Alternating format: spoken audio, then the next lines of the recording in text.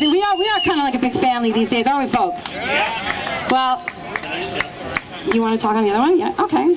What is this? What is this, like a comedy show? I feel like I'm in that. What's that Bette Midler movie? Yeah, we need to practice. What's that Bette Midler movie? Anybody know what I'm talking about?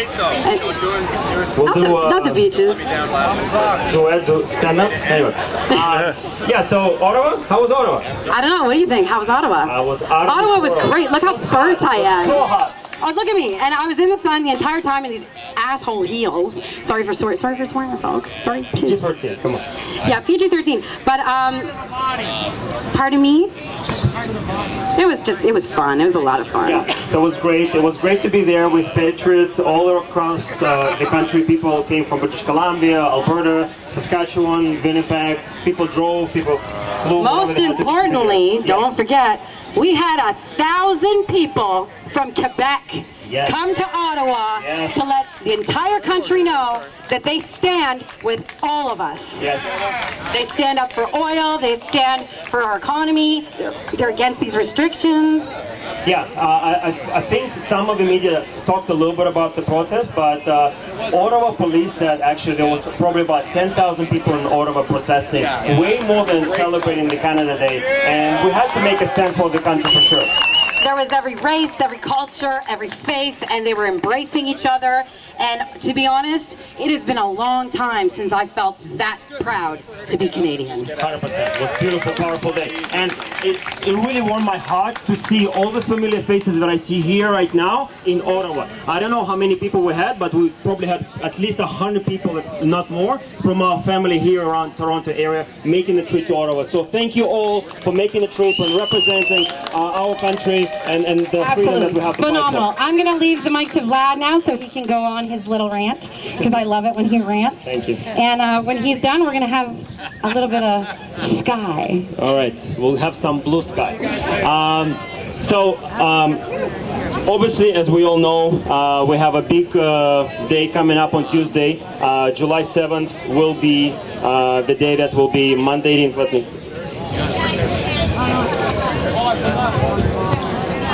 So we don't have any echo. Tuesday, 7th of July, unfortunately or fortunately, depends how you look at it, there will be mandating masks in all public places inside, right? Yes or yes? Boo, exactly. That's the right answer. Now, let me tell you how I see that in the positive light, because it's our choice, as I did a little speech last week, whoever heard it.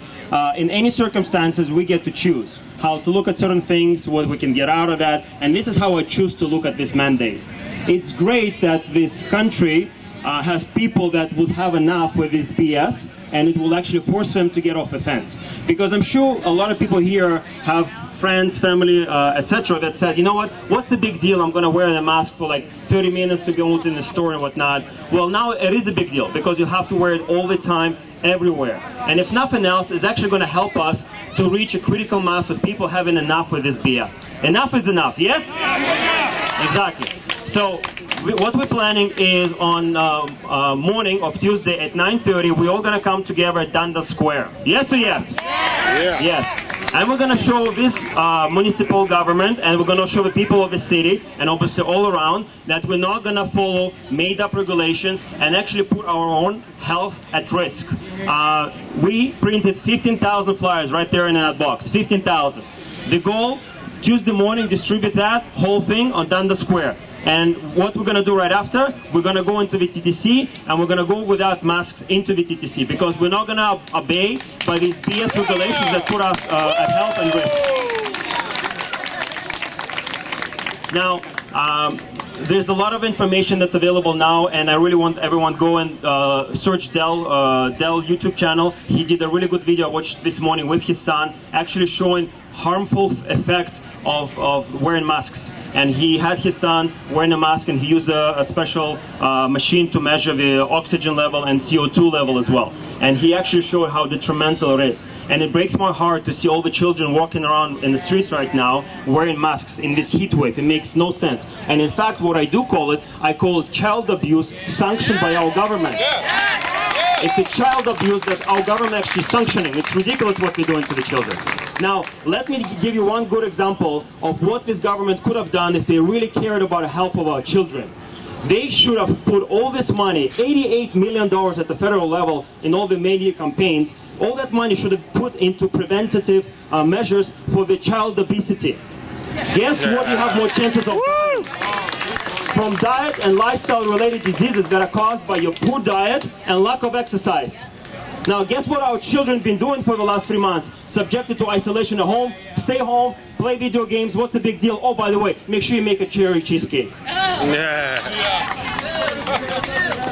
If you had any hesitations where the priorities of this government is, well, Dr. Ford told you. Sit at home, play video games, and eat cherry cheesecake. He does not care about the health of his children. Every time he makes a statement, I do everything to protect the children. Total BS. Total BS. The playgrounds are still closed. Why the playgrounds are still closed? There's no transmission for children. Sick Kids, actually one of the best hospitals in our country, Sick Kids in Toronto, released a report. Please Google it. On June 17th, they released a report saying children are not at risk at all. Number one. Number two, children are not super spreaders as anticipated in the past comparable to flu. They are not.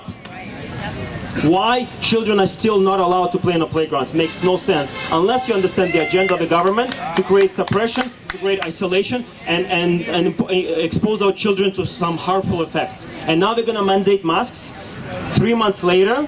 Like, it makes no sense. No sense whatsoever. So again, if our governments truly cared about health, they actually put all the money and all the resources into the programs that can elevate everybody else's health, not into made-up vaccines.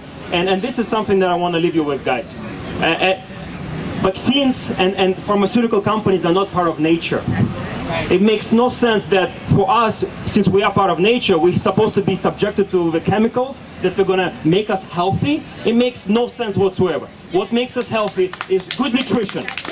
What makes us healthy, quality, healthy, clean food.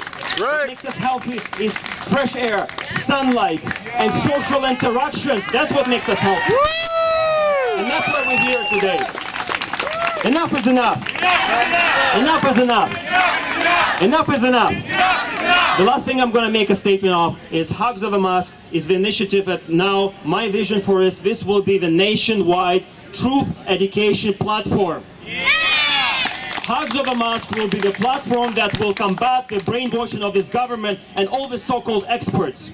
We will provide people with real information, with real data, and this is what I believe our power is. And this is why we're going to win with, because truth is on our side. And the truth you have to say just one time. You have to plant a seed of doubt for someone to get the real information. And I believe in power of real information and truth, because then people can be empowered to take different actions. People can be empowered to resist the government BS that actually makes them sick and unhealthy.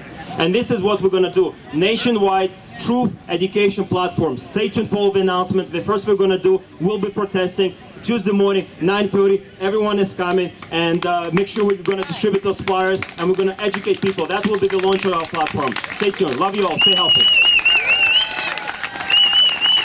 Vlad Sobolev, everybody. I gotta tell you, folks, I'm a reader. I'm a big geek. I like to read a lot, and I can read a lot really fast. So I looked over the Emergency Measures Act myself, on behalf of everybody. On the first page, and you can look it up, of the Emergency Measures Act, it says that it's subject to the Charter rights. It's subject to your Charter rights. So can somebody please explain to me, since when does a municipal politician have precedence over a premier, over a prime minister?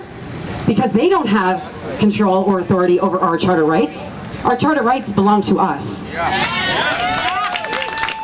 They belong to us. This country is a free and democratic country. Everybody who moves here to get away from that sort of nonsense.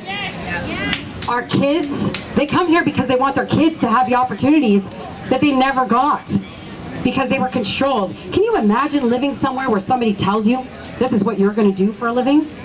What? You might as well just take it off right now, folks. Democracy is everything. Education is everything.